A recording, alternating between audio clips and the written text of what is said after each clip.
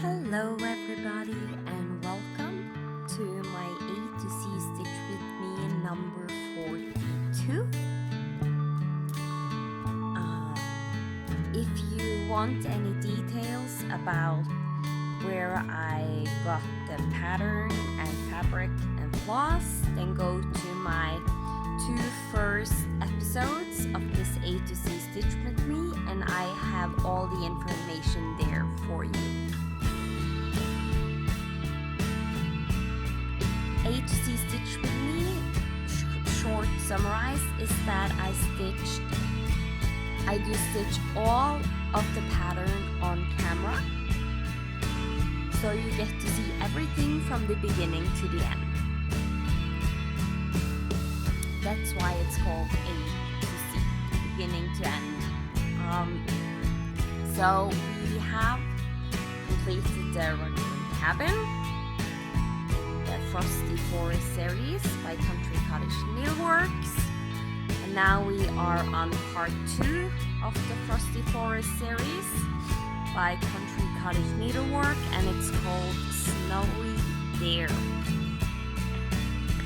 So last time we finished up the big 3. So today I was planning on working on some snow and maybe some of the border. We'll see how much white's left to do on the needle, and then hopefully start one of the dares. So yeah, that's at least the plan, and as always we will just see sorry, we'll just see how far we'll get. So because it really depends. I often think I can stitch more than I do when I talk to you guys. So usually it goes a little bit slower than what I am used to, but that's fine. So let's zoom you in. Nice and close.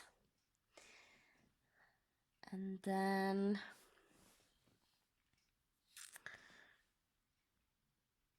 I want to go 1, 2, 3,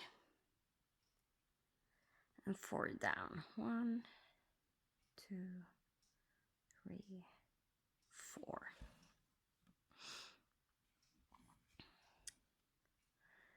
So starting with the small snowflake right here. And I know I said I thought I wanted to not do this big snowflake because I have the button, but I actually think I will just stitch the snowflake, and I will see where I place the button when I am finished with all the stitching.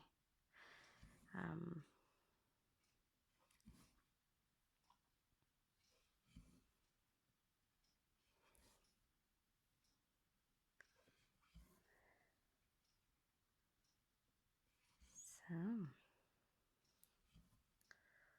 the first small snowflake is done.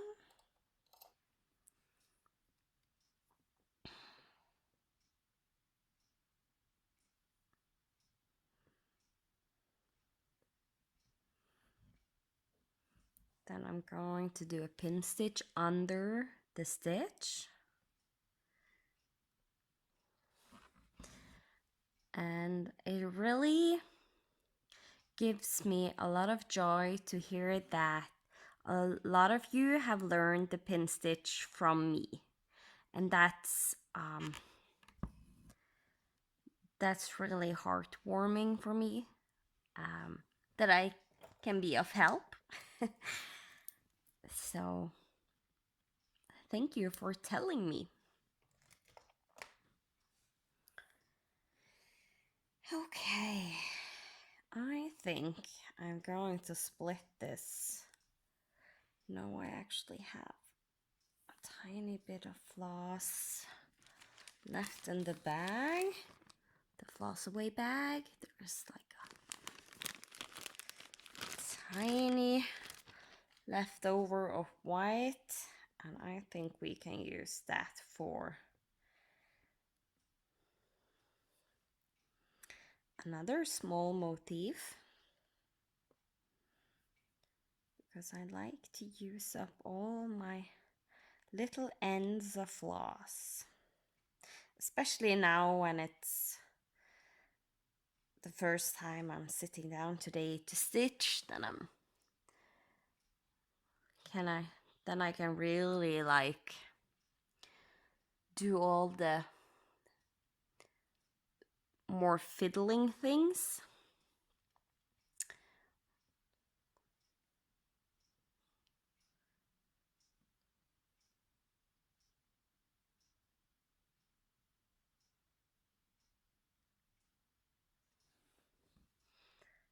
And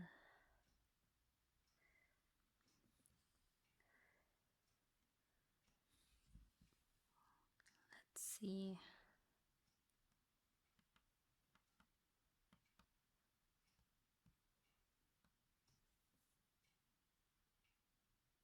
Yes, just double checking that my counting is correct. Because now either both of these are in the wrong place or both of them are correct, because they line up where they are supposed to at least, and then usually it is correct.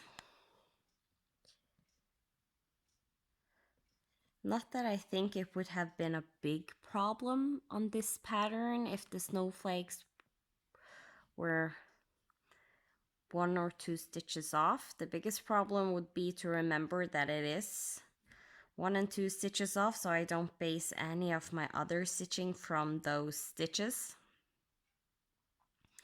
That is one of the main reasons I like to do.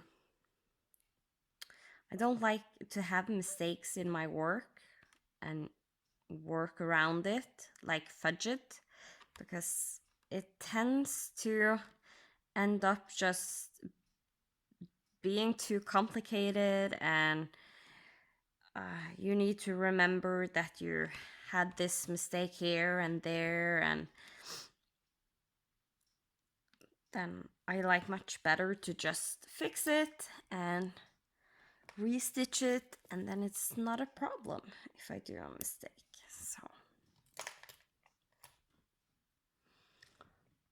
So that's me. Okay.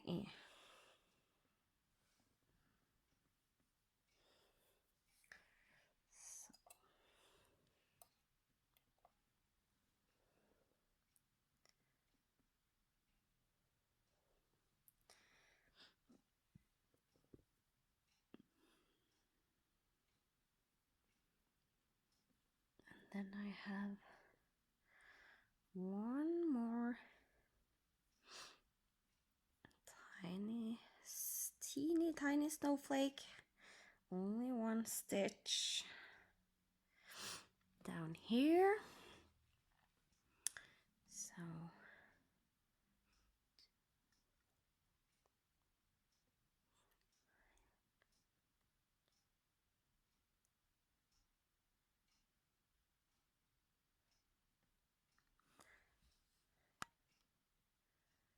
then we will do this one.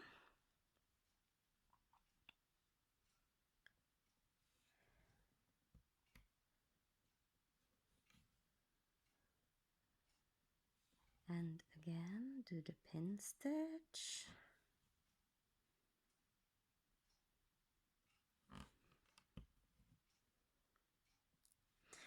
Under the stitch I have done.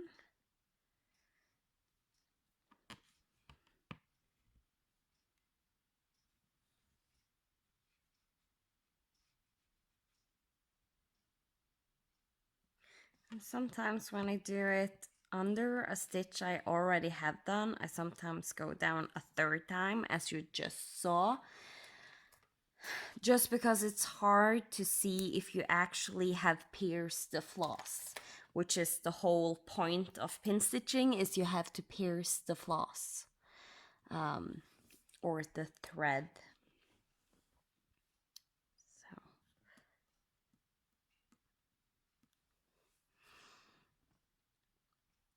And then we can move over to this side.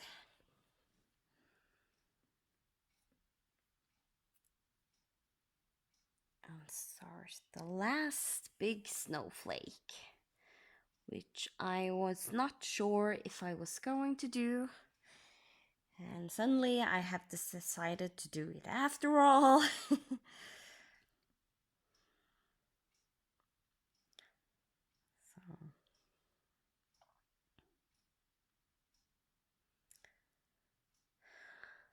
But really now, looking at it again, I'm not sure what I want to do.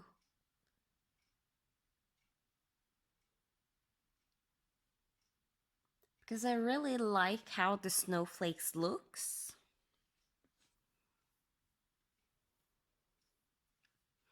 So, and most likely I think I can manage to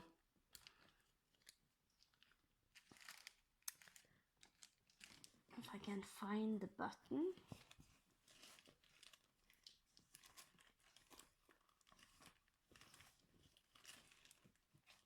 Let's see if I can find it.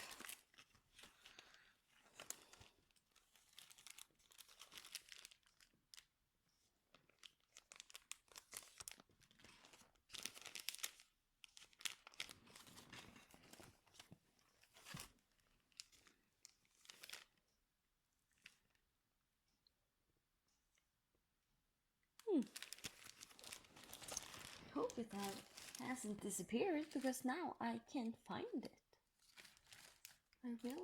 There it is. It did hide between the pattern. So this is the button that is supposed to go with it by just another button company. And my thinking was if I could maybe sneak the snowflake in about here, or something like this right here, and the big snowflake will be around here. So this snowflake might end up touching the bigger one, but we'll see, because it is a little bit bigger than what I thought it was. And if it ends up like I want to have the button and everything, then I can put it over where it was supposed to be and just have some of the snowflake show through right there. I don't think that will be big of a problem. So that's also a possibility. But that makes it so I think I want to do the big snowflake, the last one.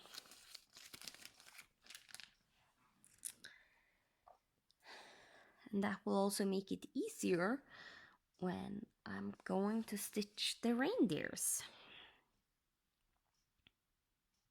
Reindeers? They're not reindeers, they are just there. Sorry.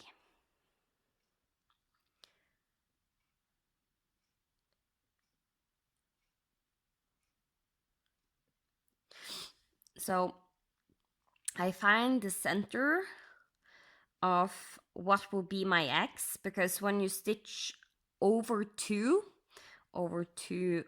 threads in the weave, you I usually think about the X where I'm supposed to make my X as a tic-tac-toe board, and I will go down the middle of the tic-tac-toe board when I'm making my pin stitch. then I usually go to the top. You can also go to the side, but the smart thing to do is the floss right here, hold that in the opposite direction of where you are going. So if I go up at the top, I will hold it downwards. If I come up at the side, I will hold it to the other side. Because that way it's easier to actually pierce the floss. And with a pin stitch, you need to pierce the floss. So then I will go down, pierce the floss as best as I can, pull gently. Then I come up at the opposite side, pull up, just nudge it a little bit, and then go down the middle again and try the best as I can to pierce the floss again. And now I pull to see that it's stuck. And then I lift up the floss and cut it as close as I can to the fabric. And there I have made a pin stitch. So that's how at least I make my pin stitches.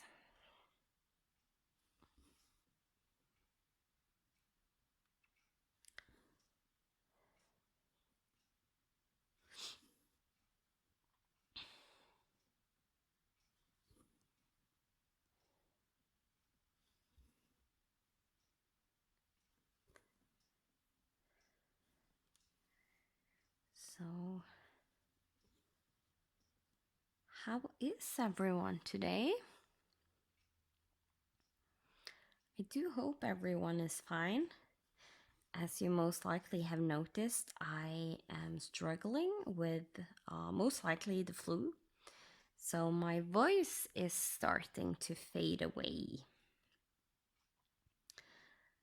So that is why I am hurrying to try and film some videos today before my voice disappears completely.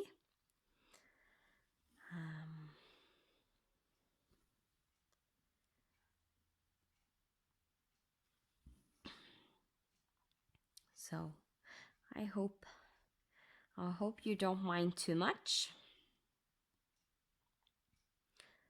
And my famous last words when I struggle with my voice is that I won't talk. I most likely will not talk as much as I used to do, and then I end up doing it anyway. But if I go a little bit silent and don't talk too much, you know why.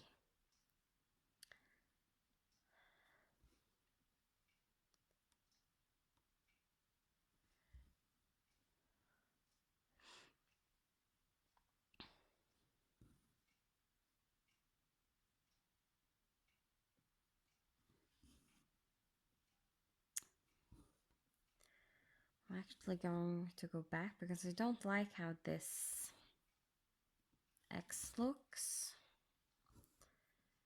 So I think it's because I did the first stitch from the top. So go top. Then I will just do a half of a pin stitch just so my floss laid the way I like it before doing the next stitch, because I couldn't come up where I wanted to without elongating my X's, and that will also not look very good. So let me see. Actually, if I go over here first,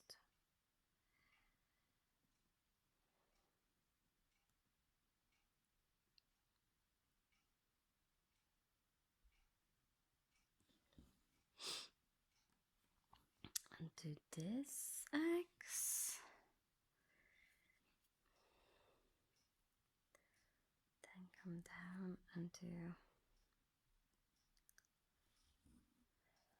this halfway, and then this one.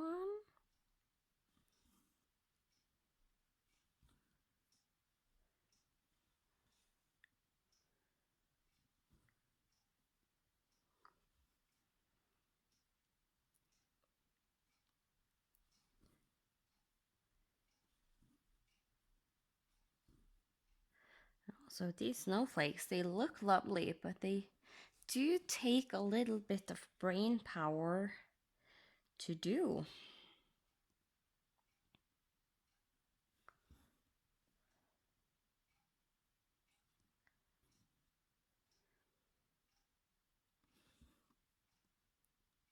That doesn't look right. Okay, let's see.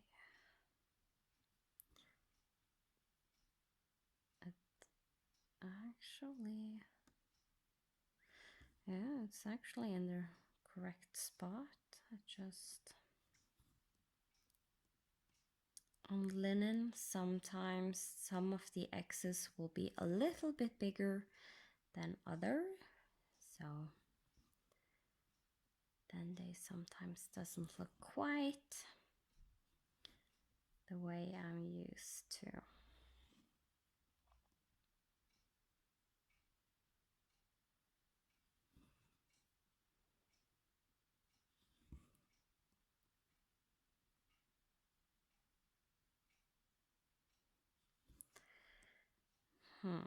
Let me see.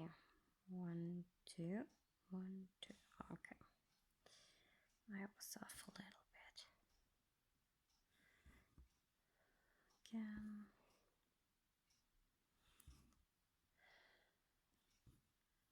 So every time you see me go up in the middle spot of the X and down, like the middle to one of the sides, and then down in the center, it's just to make the X look nicer. At least that's what I think. So.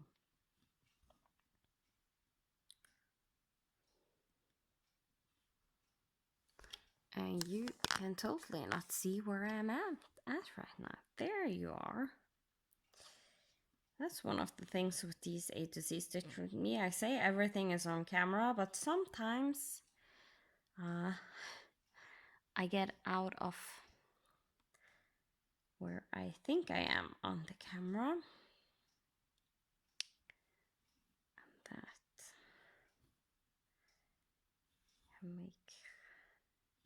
make it so there's 1 or 2 stitches that is not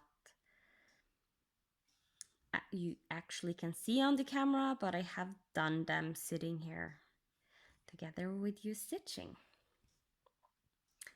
And again, I am really curious about what you are stitching today.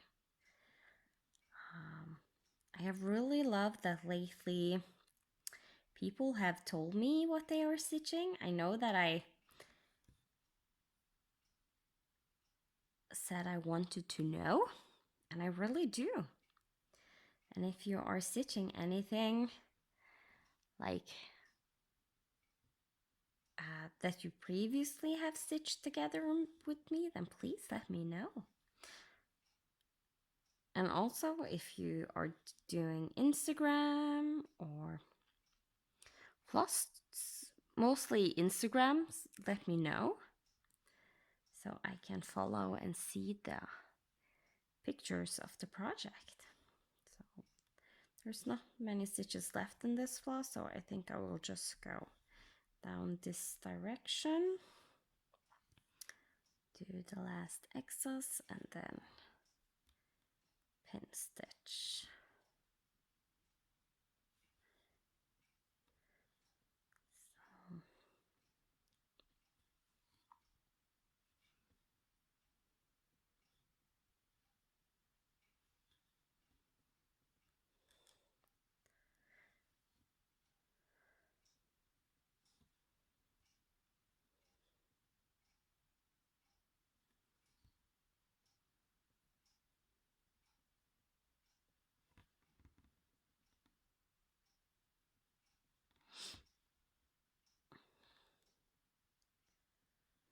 Okay,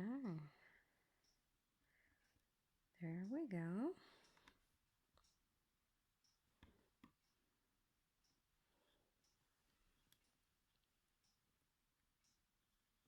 That's one length done.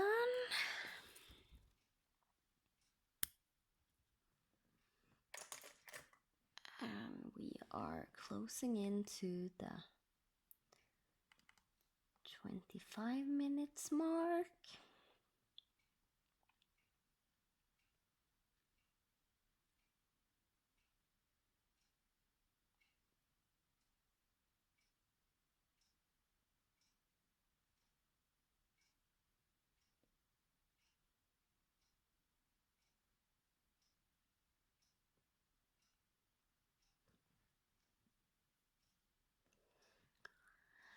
Okay, so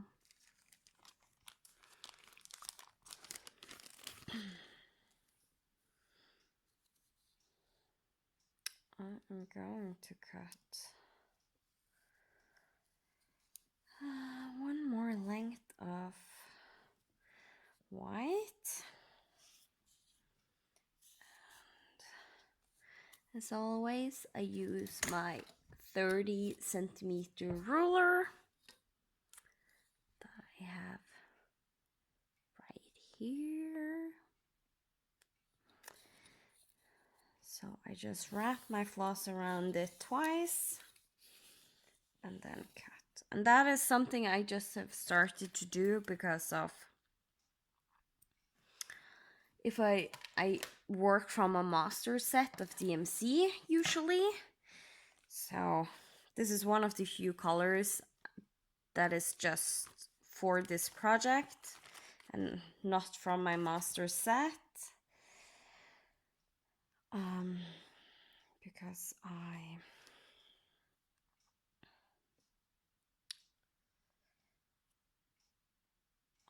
since I work from a master set, I have some project with blended floss, and then it's really easy to just take a length from each bobbin because I know they will be the same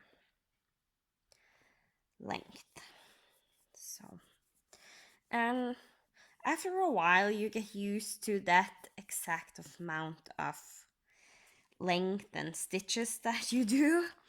So now I have started to do it on everything. Even though it don't belong to my master set, I still measure up and cut my floss. So I wrap it twice around my ruler when I am doing the loop start like I am now. So I have a little loop at the end here. And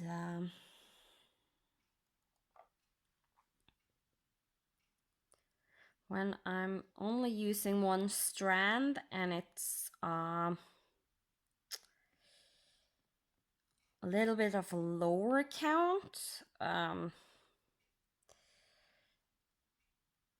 I usually will cut only one, wrap around once, or cut the floss I have already in half to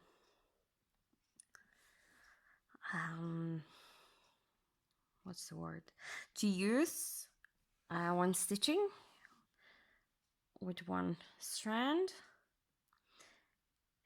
So one strand over two, I usually will cut this loop in half. But what I have found is when I stitch 1 over 1 on 25 count or 28 count, I usually tend to end up sometimes even cutting it 4 times. Because they get a little bit lengthy on the smaller counts. So since I have the loop start, I can do this one single stitch that is down here.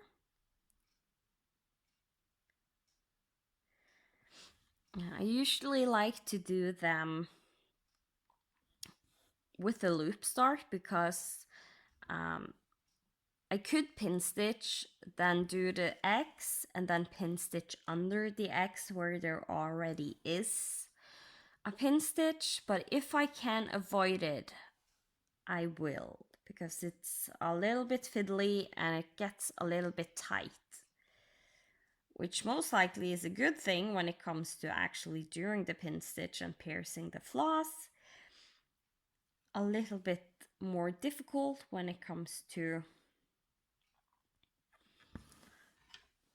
managing to do it and still make the X look good afterwards. So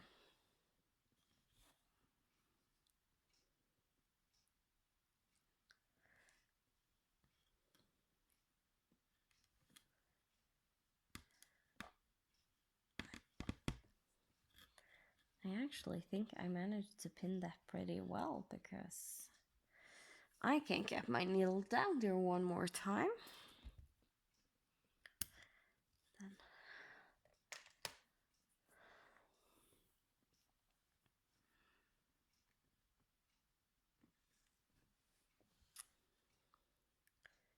Then I can continue on this snowflake.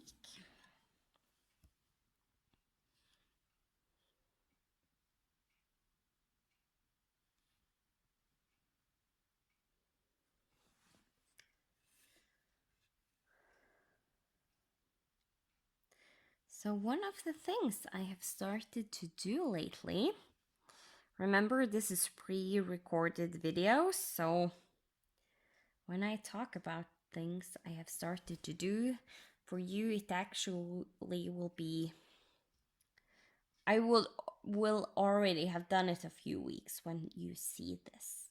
But I have started to join virtual stitchers on Zoom, where you can hang out with other people and stitch.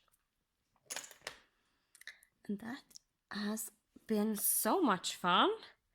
A few of you guys I have already met on Zoom, and that is so much fun, especially since I have been able to see some of the projects you are working on and talk to you guys, and actually getting a response the moment I say something and not a week later. So that has been so much fun. You know who you are. Usually when it comes to saying names, I have no problem with mentioning other floss tubers, because they have already put themselves out there on the internet doing floss tubes, and then I just assume that there is no problem with me saying their names here on the internet. But for my other subscribers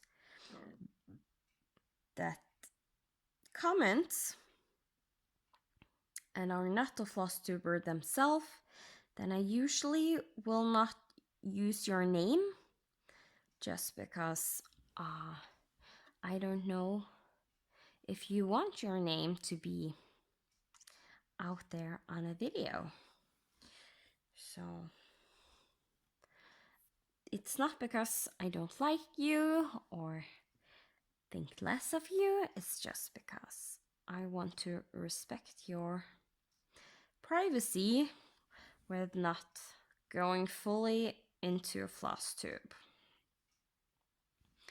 So, but virtual stitcher has been really fun. I have met a lot of other floss tubers and non-floss tubers that are stitchers, and yeah, it really has started to make my days. Like the first week I started doing it, I think I was on almost twice a day, every day. When you see this, I don't know if that's still the thing I'm doing, but it's really fun, and there is other people doing all these crazy challenges that I am doing.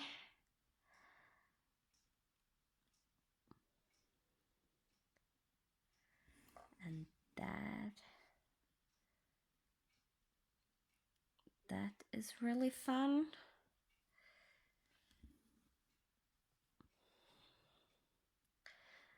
So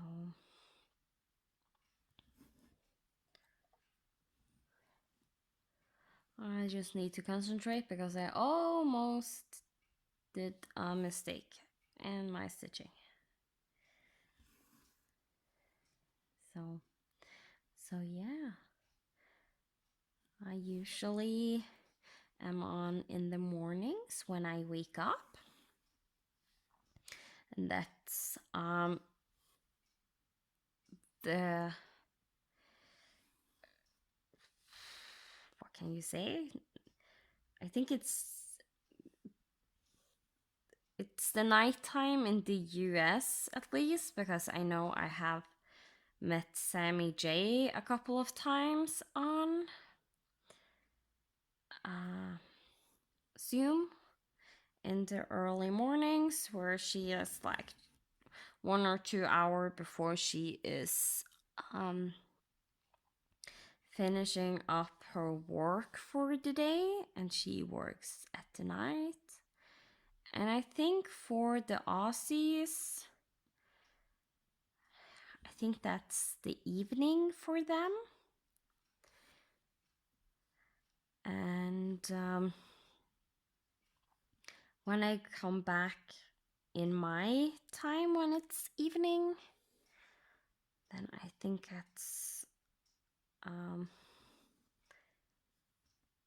it's early or maybe midday for the people in the US, and it's the evening. No, it's the morning for the people in Australia. So most of the people I end up being able to meet when I'm on Zoom is the people working night shifts that are usually up late, or other that are usually up late.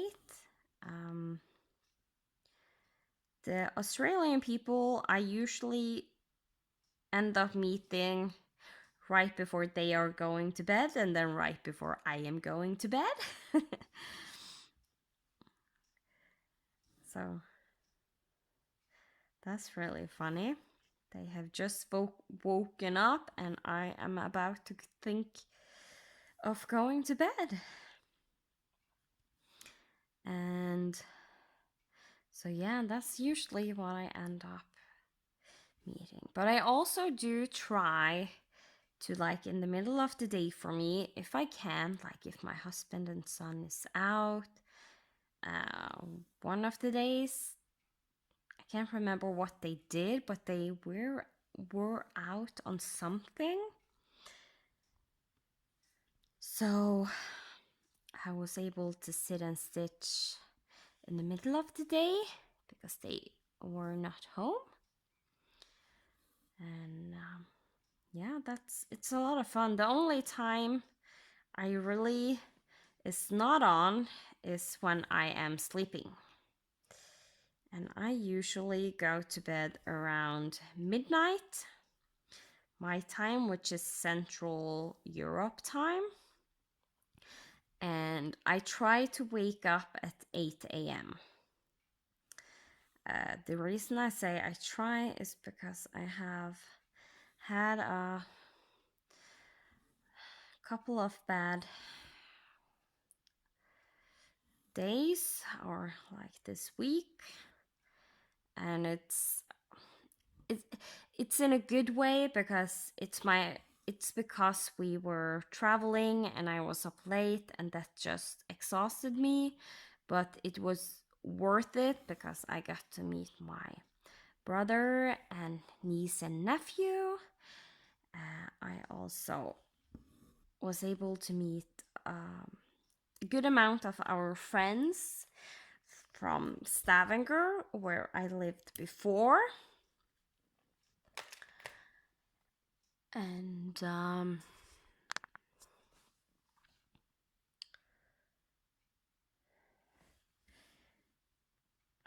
We played board games together, or we played one board game together. The game is called Secret Hitler, and it's a really, really fun game when you are multiple people. So I think we were 8 or 9 persons playing, and that was, as I said, really fun.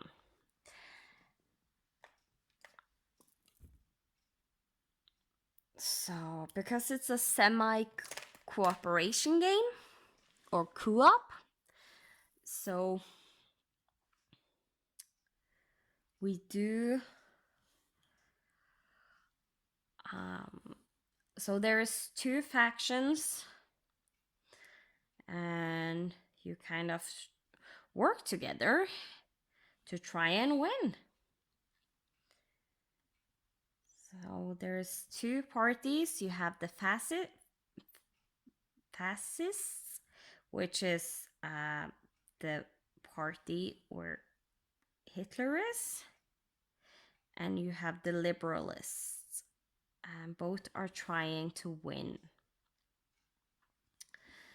So, and one person who is a fascist is also has a role as Hitler. You don't do anything else than just you have the role, and if you get elected like a chancellor, like when you are into the game, then the fascist wins, and later in the game the liberalists can decide to eliminate someone from that round of the game, and if they are able to eliminate Hitler, then they will win. So yeah, it's a fun game.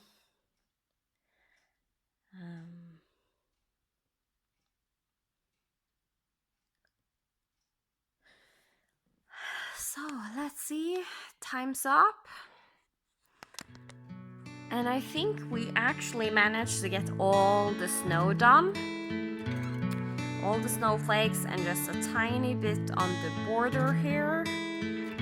So next time I most likely will pick the floss up that is hanging and just work on the border. Maybe not, we'll see. And then we can either do some there or some tree. So I am looking forward to next Friday